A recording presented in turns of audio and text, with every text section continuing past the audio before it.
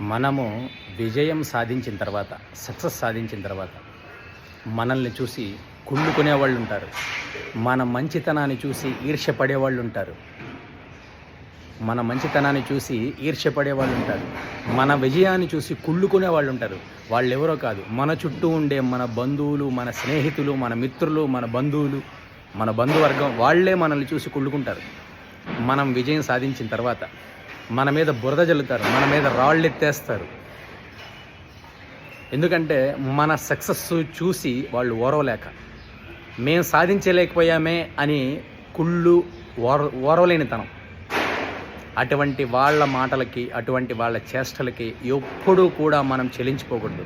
ఇంకా ఇంకా ఇంకా కసితో సక్సెస్, అంతకన్నా ఇంకా 10 మెట్లు ఎక్కామా, 20 మెట్లు ఎలా ఎక్కాలి, 20 మెట్లు ఎక్కామా 30 మెట్లు ఎలా ఎక్కాలని కసితో పోరాడి సక్సెస్ సాధించాలి.